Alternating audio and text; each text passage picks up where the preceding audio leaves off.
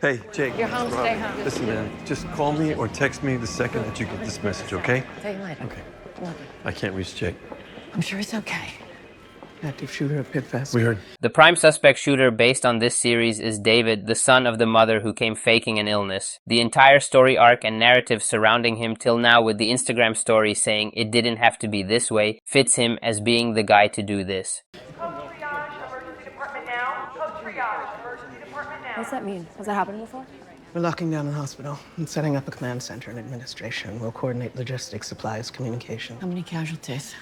Unclear, but initial reports are not good. The ER with few staffs now is in big trouble. When a mass casualty happens, overwhelming the ER, the entire hospital coordinates, and residents and attendings come down from every department to help. The night shift is going to be here soon, but we are going to need more help, especially from surgery and anesthesiology. MCI group text and email went out to everyone, including transport and environmental services. Okay, good. Hey, everyone's going to want to come in to help.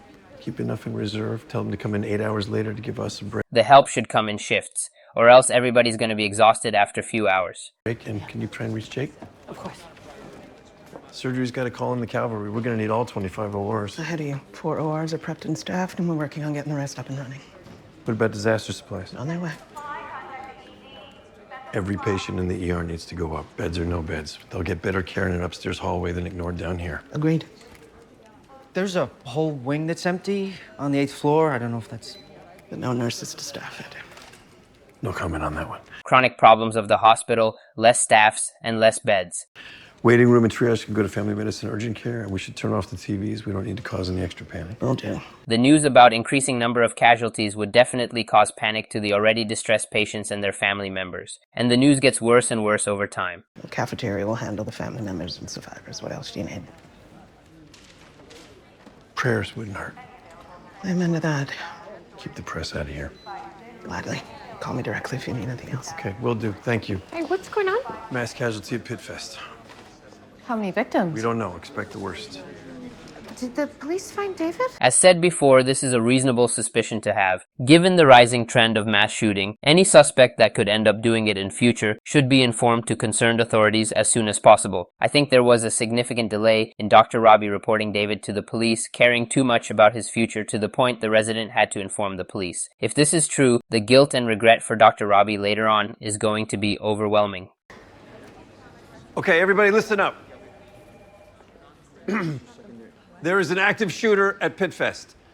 As the nearest trauma center, we are going to be getting the majority of the victims. We don't know yet how many we are getting, but we are instituting hospital-wide emergency protocols. We need to move every patient out of here. They either go home, they go upstairs, or they go to family medicine. Stable patients, or patients who have been stabilized in the ER by providing emergency management, have no reason to stay further in the ER anyway.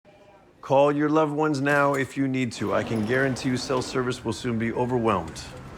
Eat something, stay hydrated, use the bathroom while there's time, and meet back here for a full briefing in 5 minutes. Brother, I'm so glad to see you. Heard it on the police scanner. How many are we expecting? I don't know, but it doesn't sound good. Dr. Abbott from the first episode here. Let's go to the back first. Those guys gotta get out of there. How many patients? Where do we put the disaster bin? Behavioral health, that's now our central supply. Let's go. We got more bins coming.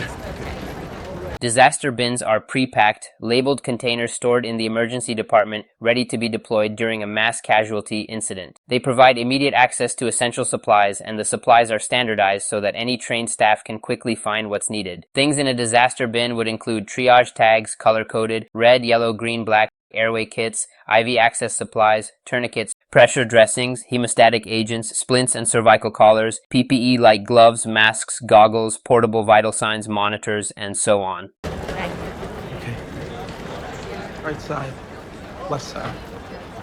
I need you to grab folding tables from facilities to organize all this stuff. Copy that. Go, thank you.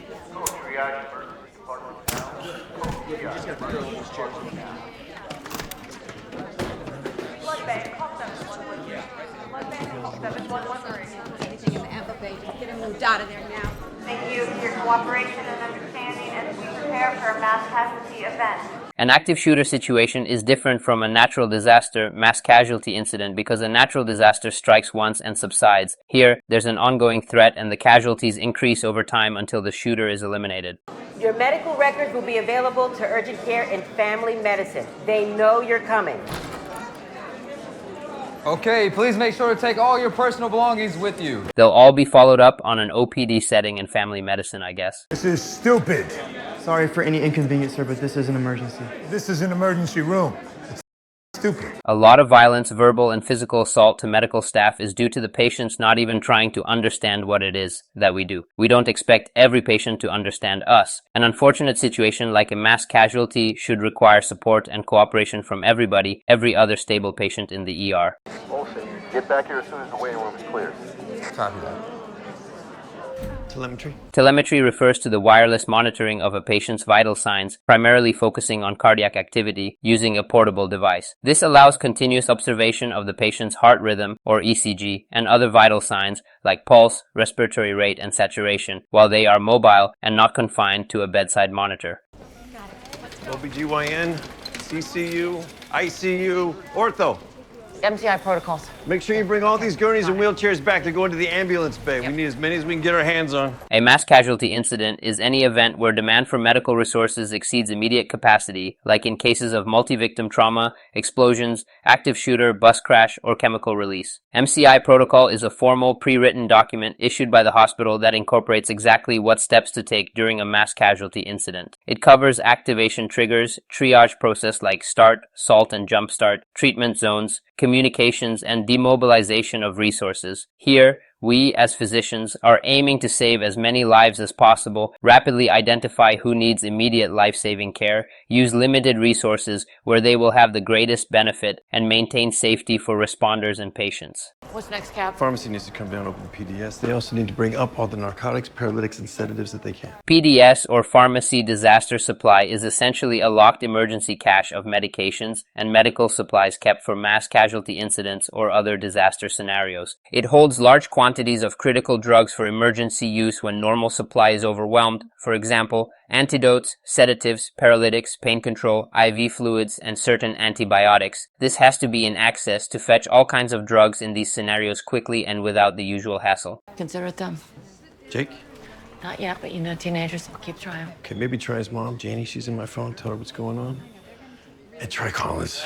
See if you can get her to come back. Will do. He needs all the residents, even Langdon. Any help from any doctor of any specialty would be required here. Okay, let's go. Let's go. Bring all these gurneys and wheelchairs back. They're all going to the ambulance bay.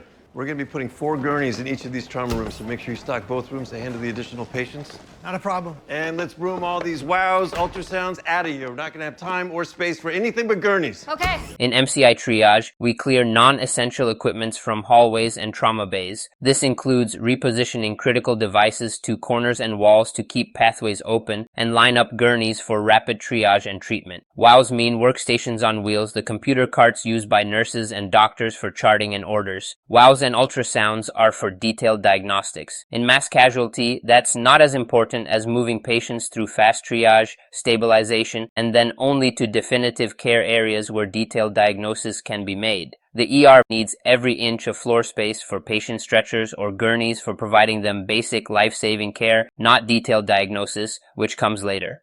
Any word on what we're expecting? Not yet. How's it looking upstairs? Should have L25 ORs running within the hour. We could be buried by then. We're looking at a lot of gunshot wounds which require urgent surgical management after basic ER management, so ORs should be readily available. Everyone's rolling as fast as they can. Surgery's ready. We're here. We're ready. I am taking primary ER. Have at it. Who's taking primary surgery? Heavy as the head that wears the crown. Dr. Walsh. Anesthesiology. Adam will be down. He's got 4 in place, more on the way.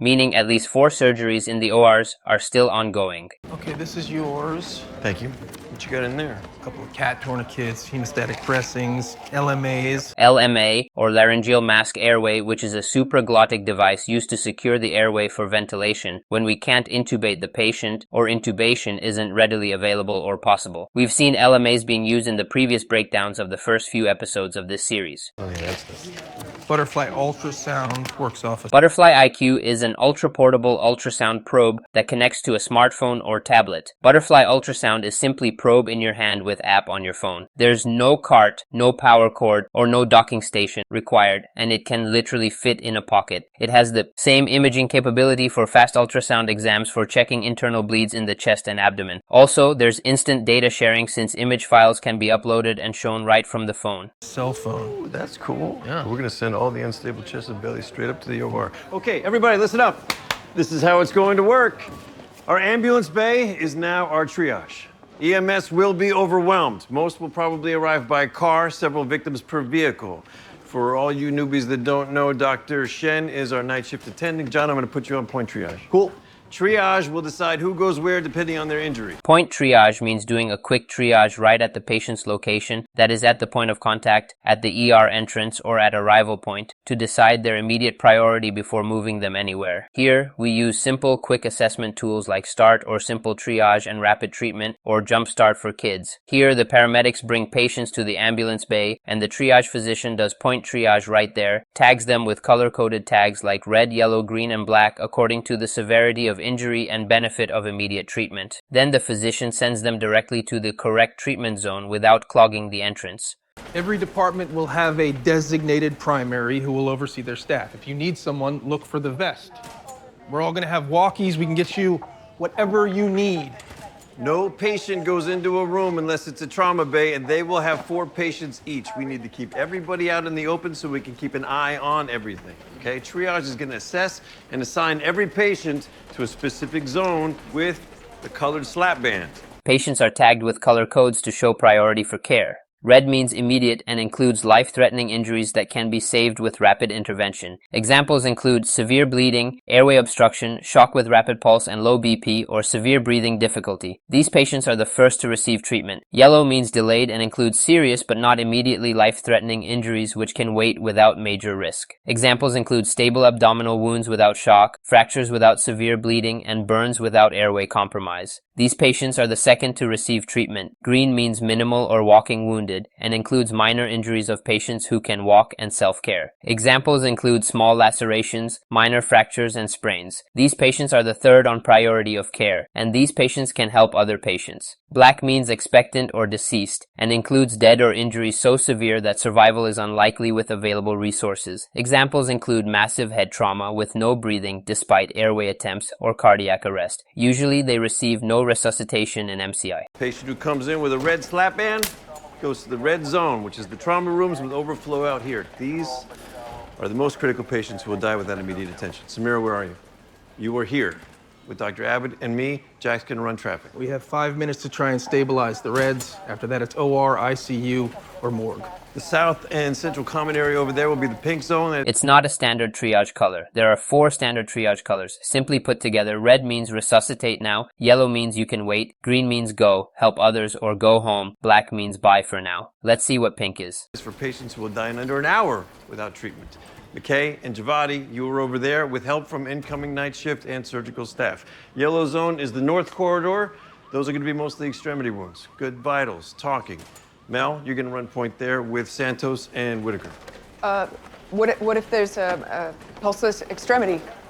Oh, if you can't feel a pulse, check for Doppler flow with this. It's a mini ultrasound. Follow the screen prompts. As said before, this is the Butterfly IQ, an ultra-portable ultrasound where there's just a probe and your phone for visualization. And yes, it can even do Doppler and all other functions of a normal ultrasound. This comes quite handy in serious emergency cases.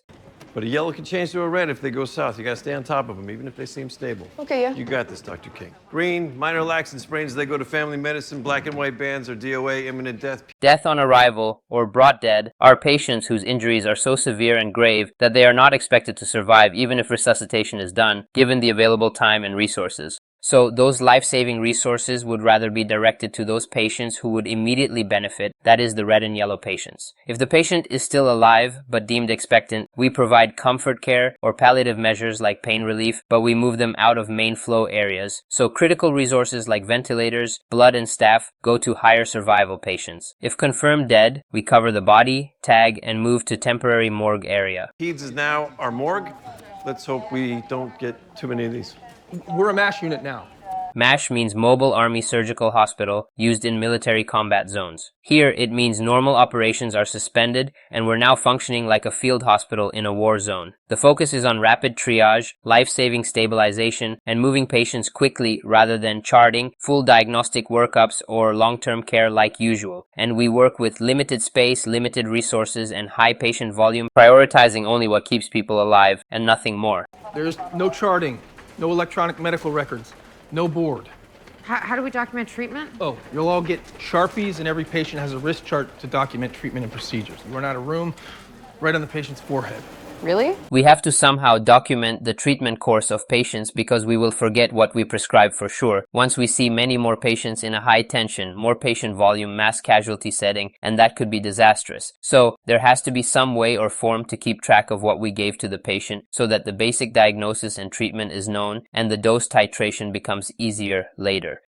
Yeah, really. Each wrist chart has a unique mass casualty incident, barcode, and patient number. That's how the patients are going to get identified. This is no frills combat zone medicine. No ultrasound, no x-rays, no CT, no labs. We won't have time for any of the complicated diagnostic tests and imaging. Provide basic care and stabilize the patient. Once that happens, move on to the next. Assess based on mental status and pulse strength. So if the patient is unconscious and not breathing despite airway management and has no pulse, it means the patient is most likely in cardiac arrest and already has poor prognosis. So we label him black and take care of other patients who have a palpable pulse and are somewhat responsive.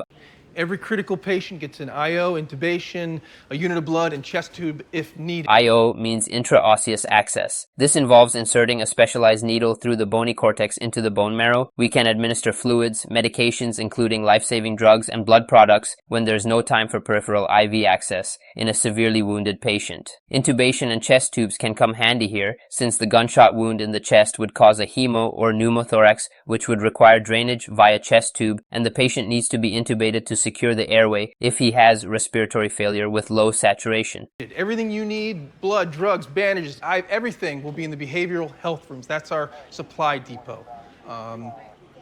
Keep a couple of 11 blades in your pocket. Goal is to resuscitate ASAP, so they'll make it upstairs for definitive care. Blades and needles especially come handy here if we have to give life-saving incisions like cricothyrotomy in case of failed intubation or needle decompression for a pneumothorax. Trauma surgery and neurosurgery will decide who goes up to the OR immediately and who goes to the ICU for further treatment and evaluation. Communicate. Ask for help if you need it. Trust your attendings. We will get through this together. Damn right we will. There couldn't be a better example of the fact that medicine is a teamwork than in cases of mass casualties like this. Okay, you three, I want to talk to you. I need you three to raid central supply and bring back all the chest tubes, ET tubes, thoraceals, normal saline. I thought that was all in behavioral We can health. burn through all that in the first hour. West basement, just past nuclear medicine. West basement, got it. Wait. Take one of these empty disaster bins so you can grab everything, get your hands on. It's a disaster bin? Empty plastic boxes right there, you can't miss them. The rationale of a disaster bin is that it saves time, as we don't have to waste time fetching from the central stores as almost everything we need to stabilize. A patient can be put there and taken out as per necessary. Where's Collins? She went home, but Dana is calling her now. Don't worry, it's okay. We got plenty of people coming in. Just follow Dr. Abbott's lead. John, I'm gonna help you get started in triage. Sounds good. Dame, what do you need? Oh, prep the yellow zone for extremity wounds. We need a shitload of bandages, tourniquets, split slings, and IV antibiotics. Come on. Myrna. The mystery of this patient continues. Nothing has been mentioned yet about her illness, why she was in handcuffs and a wheelchair in the first place, and now she's missing. Where the hell did Myrna go? Antoine, did you take the cuffs off Myrna? Hell no. That woman scares the shit out of me. She keeps trying to bite me. Son of a bitch. Does this timing of her disappearance have anything to do with the shooting, though? I guess David's the one who is the prime suspect here. Whoa, that's a lot of wrist charts. 300. So, this is the quick assessment card here. It has figures to mark all injuries, mechanism of injury whether it was blunt or penetrating, gunshot wounds are penetrating injuries, time of injury, AVPU where A means alert, where the patient is alert and can respond to questions appropriately, V means verbal, where the patient responds to verbal stimuli or opens their eyes when spoken to, P means pain, where the patient doesn't respond to verbal stimuli but reacts to painful stimuli, like a sternal rub or squeezing a nail bed, and U means unresponsive, where the patient does not respond to any stimuli, including verbal or painful. Then we have carotid and radial pulse to be examined for strength from 0 to 4, 0 being no pulse and 4 being a strong pulse. Then we have heart rate and allergy history. Basically, this card focuses on mental status assessment and pulse strength, which are vital for triage. Let's hope we don't need them all. Were you at the last mass casualty faculty meeting? Oh, no. I was still a resident 3 months ago. Right. Oh. Wow. Well, one patient at a time, right? The goal is to triage each patient in 10 seconds. That's pretty quick to check for all bodily injuries, pulse, and assess mental status. It's usually under 30 seconds that we have to make a decision for the triage color code. 10 seconds. Got Mental status is AVPU, alert, responsive, verbal, responsive, pain, unresponsive. Yep. Next, do they have a pulse? Radial, carotid, or femoral tells you where to send them. That's it. Yay. Cool. Heard of my rain today. John. Yeah, man. Mental status and pulse. Gives you everything you need. Cool. All of these we discussed just before are part of START, or simple triage and rapid treatment, used to quickly decide triage category for the patient in point triage. Unresponsive with no pulses, slap a black and white band on them, send them to morgue. Responsive pain with a faint groan, weak femoral pulse, no radial? Red. Right, slap a red band on them, send them back. Awake, alert with strong radial. Trick question. Could be green, family medicine for scrapes or sprains, but stable penetrating extremity wounds go to yellow. Specifically in relation to AVPU and pulse, if the patient can walk and has minor fractures, lacerations, or sprains, it's green. If the same patient has penetrating wounds, it's yellow. If the patient is not responsive and not breathing and no pulse, we try to quickly open the airway by head tilt, chin lift, or jaw thrust. If he's still not breathing, it's black. If he starts breathing, it's red. If there's only a weak pulse, it's red. If the patient isn't alert but has a weak response to verbal or pain commands, it's red again. Perfect. Dude, relax. I got the front door. You worry about the back. Hey, Paolo, everybody, let's put the heads of these gurneys up 30 degrees so they all roll in the right way. Dr. Robbie. You talked to your son? No, but I have the form to put him on a psychiatric hold. The social worker signed it. I just need you. Okay. You should probably go home, Teresa. This hospital is essentially closed. David wouldn't do this. I really hope you're right. David is the prime suspect here. Otherwise, the entire narrative that's been pushed since the start of the mom's ER visit would be futile. The Instagram story also was shown to align with malicious intent for revenge. I got 4 shooting victims. What's your name? Duncan. Show me. Right chest, strong radial, pink. So the patient has a penetrating chest wound with high risk of hemopneumothorax but a strong radial pulse. He should be treated urgently for bleed control and likely with a chest tube, hence red or pink. What's this? That's priority boarding. You're gonna be okay. Back wound is red, shoulder is yellow, neck wound is red. Okay. Let's check out this band. Yep. Hey, see that woman over there? You need to speak to her. What? Your son had something to do with the shooting. I'm not sure for certain, but you need to talk. This should have been done few hours ago. All the hints were there, right from the beginning. Dirk, sit. Okay.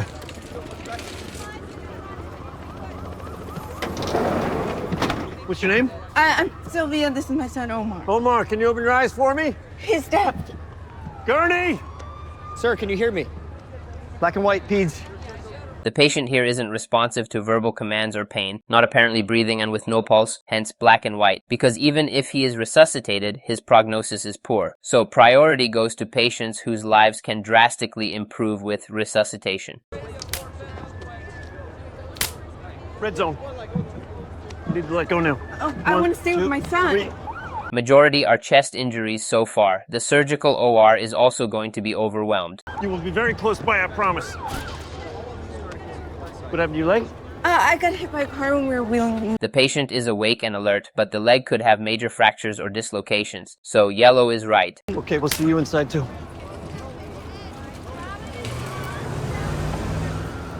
You got this? I'll check back in a minute. No problema. Dr. Ellis, thanks for coming in early. Put me in, coach. You're on triage with Shen. 10 seconds a patient, right? You got it. Let me know if you need any help. Help.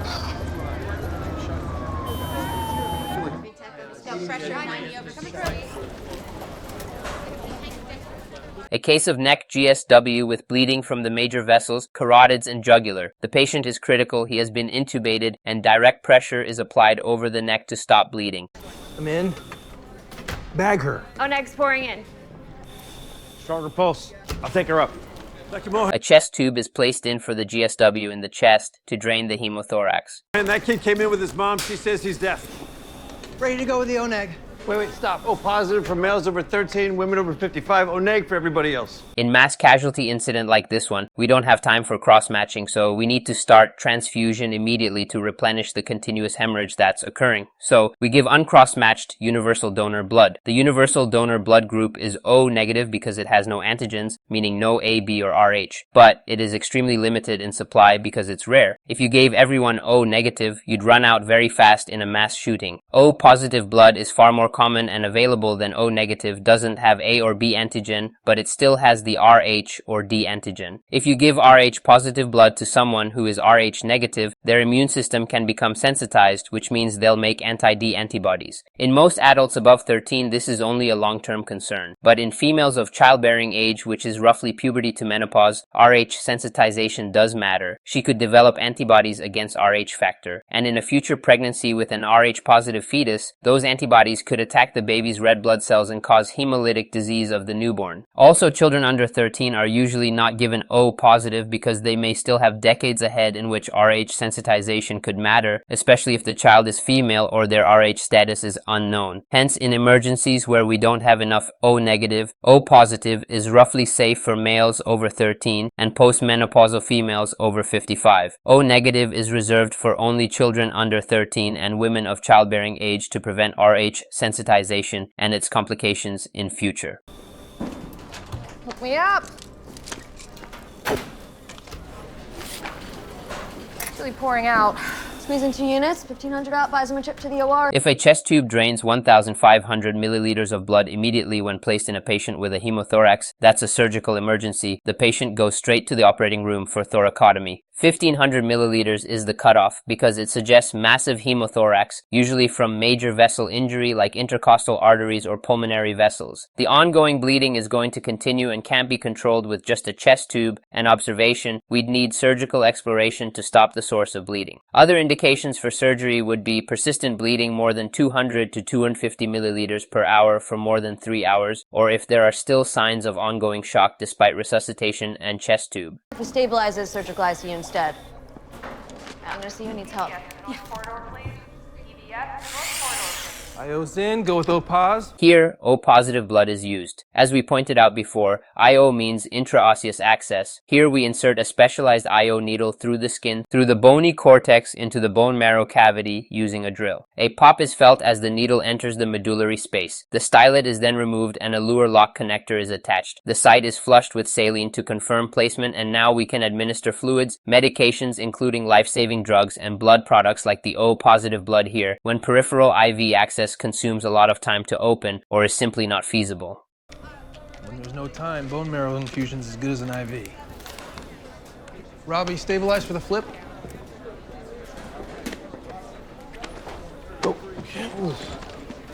He's got a wound on both sides. He's going to need 2 chest tubes. Yeah. Need a hand? Hell no, I got 2 hands. 2 chest tube insertion is rare and is a scene to behold in casualties like this where there are multiple gunshot wounds. Roll. Okay, quick IO. Accommodate sucks, prep for the intubation. This means an intraosseous access is to be opened like the previous case. Then, etomidate and succinylcholine are to be given as procedural sedation for intubation. Etomidate is a short-acting intravenous anesthetic agent used for the induction of general anesthesia and sedation for short procedures, and succinylcholine is a depolarizing muscle relaxant used here to facilitate intubation.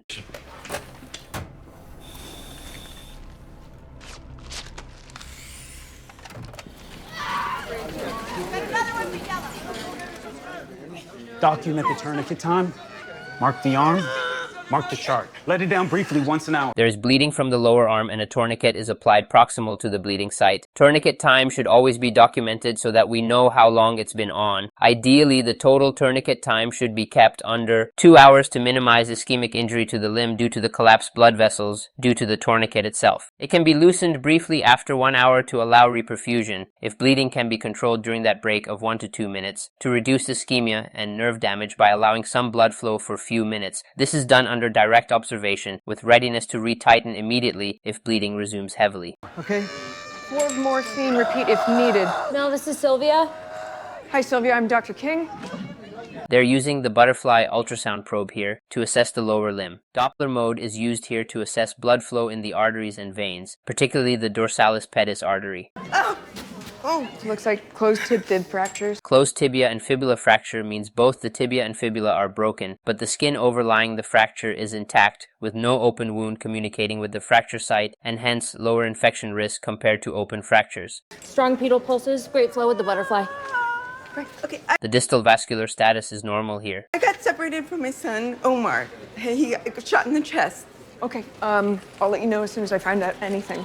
He is deaf, ASL only, they need to know that. ASL means American Sign Language. It is a visual language used by the deaf and hard of hearing communities. It's a complete language with its own grammar and structure, distinct from spoken English. It utilizes hand gestures, facial expressions, and body movements to convey meaning. Okay, I'll make sure it's in his chart. She needs x-rays, AP, and lateral. This is not normal ER. We don't do x-rays in MCI. She's stable. The next step is to provide symptomatic management for pain, possibly recommend the patient of measures that would immobilize the limb, and move on from this case to immediately focus on patients that need more help. Well, radiology's gonna be closed for hours. Put her in a long cam boot and pain meds. We're just gonna make you comfortable. Thank you.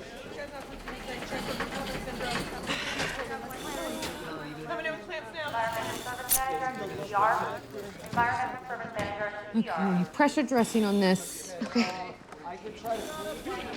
But what if he dropped a lung? Then I'll throw in a pigtail. Dropped a lung means a pneumothorax, that is air collecting in the pleural space that causes the lung to collapse, which can be caused by gunshot injury. This requires drainage of the excess air via either needle decompression or a chest tube. Pigtail here refers to a pigtail catheter, a small bore chest tube shaped like a curled pigtail at the tip. It's used to drain air and sometimes fluid from the pleural space to allow the lung to re-expand. In a busy ER or MCI setting, a pigtail catheter can be faster, less invasive, and still effective compared to a large bore chest tube, especially for simple pneumothorax without massive blood. But for massive hemothorax or unstable trauma, a large bore chest tube is always preferred and is the tube of choice. Who needs help? Everyone. Pigs are supposed to be stable for the next hour. If you think they need the OR sooner, send them to the red zone. Will do. I got this. Go with your mom.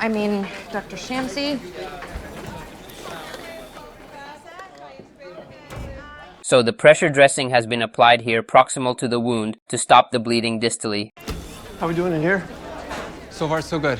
Blood's primed and ready. 1500 cc's time for the OR now? Definitely, move them up. 1500 milliliters has already been drained from the hemothorax in no time, and the bleeding is still ongoing, so needs surgery, that is thoracotomy, to find and ligate the bleeding artery here. 17-year-old with a right chest wound? Going up to the OR now. Hold on 1 second. They need to know he's deaf when he wakes up. If he doesn't respond to verbal command, the surgeons need to know that this is normal and not altered mental state. So it's important to note. I don't know what chest tube output here. It's like this one's renal. Golden ticket directly to surgery. So the chest tube drainage bag has less output, meaning the hemothorax isn't significant. However, the Foley's catheter, which is supposed to drain urine from the urinary bladder into the urobag, contains blood here. Although this could be caused by the initial trauma while inserting Foley's, it's usually less and not significant. However, if blood is collecting instead of urine in urobag, it suggests high-grade kidney injury or bladder injury with active bleeding caused due to the gunshot. This can't be managed conservatively and needs immediate surgery directly in the OR to open up, identify, and seal the bleeding vessels which were likely injured due to the gunshot. That's 3 out of 4 ORs down. Another 4 about to open, and all 25 will be ready by the time we need them. We could be buried by then. No, you won't. We'll blast through these, tying off bleeders and slapping on vacuum dressings. Tying off bleeders means to quickly clamp, ligate, or cauterize actively bleeding vessels to stop hemorrhage without fancy vessel reconstruction. Slapping on vacuum dressings means to apply negative pressure wound therapy dressings like VAC dressings to temporarily cover and stabilize wounds until the patient can come back for definitive closure later. Finish the job in a day or two when the dust settles. Unresponsive, had a weak femoral, lost it. 2 units of blood. There's no response, call it. No pulse, no OR.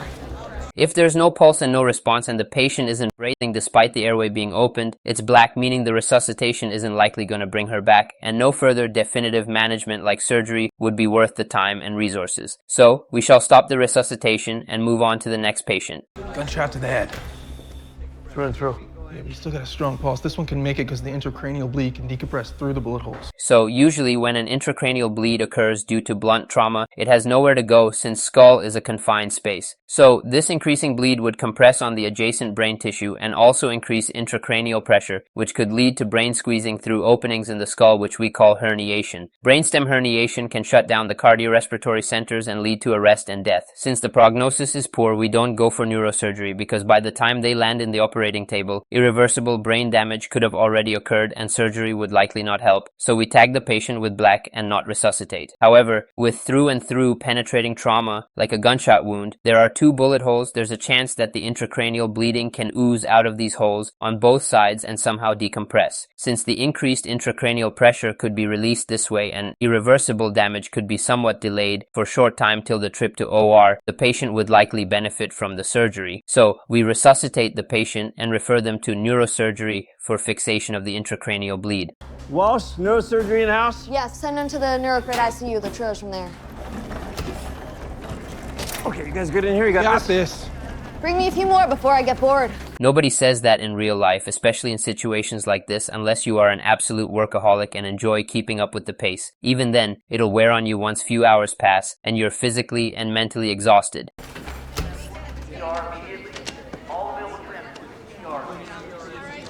Through and through? Doesn't look like it. Easy peasy, I'm in. Back her up.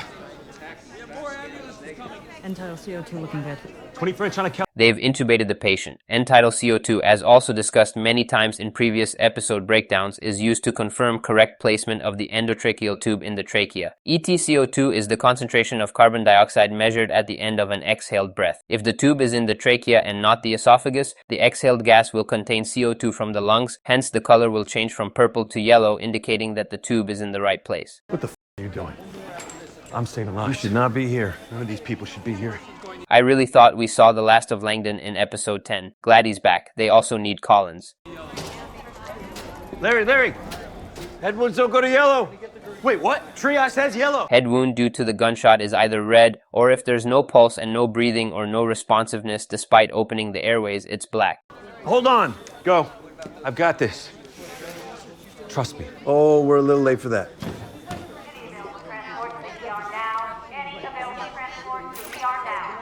This is Grayson Cooper, 68. Bullet grazed his scalp. It now makes sense why this would be yellow. A grazing bullet wound means the bullet only skimmed the surface of the scalp tangentially without penetrating the skull. This can range from superficial abrasion or laceration to a deeper scalp avulsion. I got lucky. Dude just clipped me. You got a headache? Not really. Little burning. Good for yellow. Been to a million concerts. Whatever happened to peace and love, man? That's a great question. So this looks like a scalp laceration. Here we apply direct pressure with pressure dressing if the patient is stable.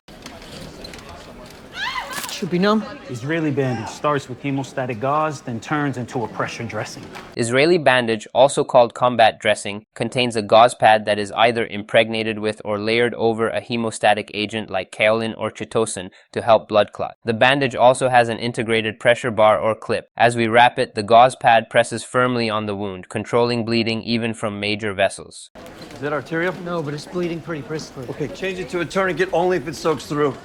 If the bleeding soaks the gauze pad, it's brisk and likely not going to be controlled by direct pressure alone, so we go for tourniquet proximal to the wound to cut off the arterial supply distally to stop the bleeding. I got a superficial scalp wound. Wrap it tight with frequent neuro checks. Pressure dressing for now. If he's stable here, we're okay in this setting as the goal is just stabilization and nothing more. With this being said, even if it looks minor, the shock wave from the bullet can cause skull fracture or intracranial injury. Neuro checks are for if the case deteriorates with altered mental status, we have to send it to red zone. He would ideally require suturing and a CT, but it's not done in MCI setting as it takes a lot of time and resources. Maybe later after the dust settles. I need to assess your injury. I'm fine. Help the others first, please. I'm fine. These patients can wait for their treatment or even help others in need if they physically can. Time and resources shouldn't be wasted on stable patients whose treatment can be delayed without significant consequences. Sir, are you taking any medication? Just medicinal marijuana. Yeah, what do you take that for? Everything. THC, or tetrahydrocannabinol, is the psychoactive compound in marijuana, which provides pain relief, anti-nausea effect, and appetite stimulation, while CBD or cannabidiol is the non-psychoactive component, which may help with anxiety, seizures, inflammation, and pain. Common approved uses of medical marijuana varies by state in the US and would be chronic pain, especially neuropathic pain, chemotherapy-induced nausea and vomiting, multiple sclerosis spasticity, epilepsy, Parkinson's, PTSD, anxiety disorders, and so on. IVs on everyone? How is my son? Omar, he was shot in the chest. We were in the plumber van. He is upstairs with the surgeons in the OR. I will come and find you when I know more. Reassurance to family members is also important in such settings of panic and fear. Coming through.